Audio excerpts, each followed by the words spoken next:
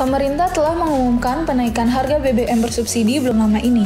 Harga Pertalite dari Rp7.650 per liter naik menjadi Rp10.000 per liter, dan solar dari Rp5.150 per liter menjadi Rp6.800 per liter. Kenaikan harga BBM yang terus terjadi diprediksi memberikan angin segar bagi pertumbuhan kendaraan listrik di Indonesia.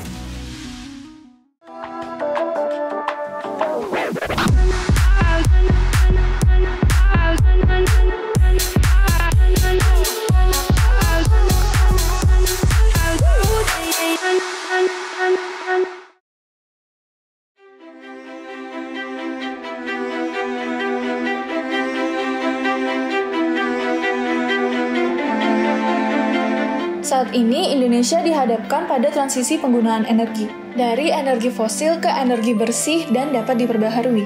Energi baru terbarukan dianggap menjadi solusi dari setiap permasalahan energi fosil yang selama ini digunakan. Transisi ini juga terjadi pada industri otomotif di Indonesia. Industri otomotif yang sebelumnya diwarnai dengan internal combustion yang menggunakan bahan bakar minyak yang berasal dari fosil kini mulai beralih. Peralihan itu disambut dengan mulai menjamurnya penggunaan kendaraan listrik di Indonesia. Sampai saat ini terdapat 3 jenis mobil listrik yang beredar di Indonesia, yaitu Battery Electric Vehicle atau BEV, yakni mobil listrik yang sepenuhnya menggunakan baterai tanpa bahan bakar fosil. Lalu Hybrid Electric Vehicle atau HEV, atau Plug-in Hybrid Electric Vehicle atau PHEV, yaitu menggunakan bahan bakar yang dikombinasikan antara listrik dan bahan bakar fosil. Pada industri motor listrik, sampai saat ini pengguna baterai secara penuh masih diandalkan. Pemerintah sebenarnya telah berupaya melakukan transisi dari kendaraan berbahan bakar fosil ke kendaraan bahan bakar listrik dengan membuat roadmap industri kendaraan listrik. Roadmap ini merupakan target yang disusun pemerintah untuk mengembangkan industri kendaraan listrik di dalam negeri, sekaligus menciptakan ekosistem kendaraan listrik di Indonesia. Target yang ada di roadmap ini dimulai pada 2021 yang berfokus pada pengembangan infrastruktur pendukung kendaraan listrik dan berakhir pada 2026 di ibu kota baru yang akan mengadopsi kendaraan listrik secara 100%. Kendaraan listrik memiliki komponen yang berbeda dengan kendaraan pada umumnya. Dalam kendaraan listrik, terdapat traction battery pack, power inverter, controller, motor traksi,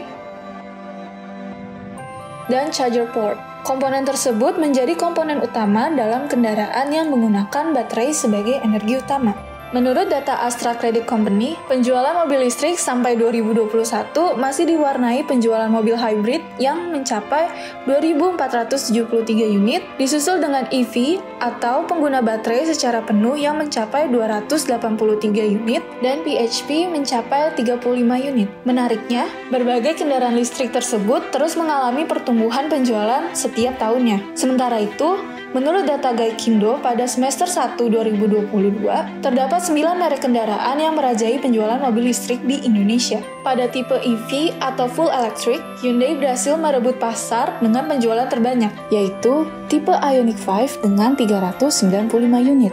Disusul DFSK dengan tipe Glora E sebanyak 4 unit, Nissan dengan tipe Leaf sebanyak 31 unit, Toyota dengan tipe C+ Sport sebanyak 2 unit, dan Lexus dengan tipe UX300e sebanyak 4 unit. Pada model hybrid, pasar penjualan berhasil direbut Toyota pada tipe Corolla Cross Hybrid sebanyak 626 unit, disusul Nissan tipe Kicks sebanyak 230 unit, Lexus tipe ES300h 76 unit, dan Mitsubishi tipe Outlander PHEV sebanyak 10 unit. Selain mobil listrik, dunia otomotif tanah air juga diwarnai dengan munculnya berbagai jenis motor listrik. Beberapa motor listrik yang ada di Indonesia ialah Gesitz,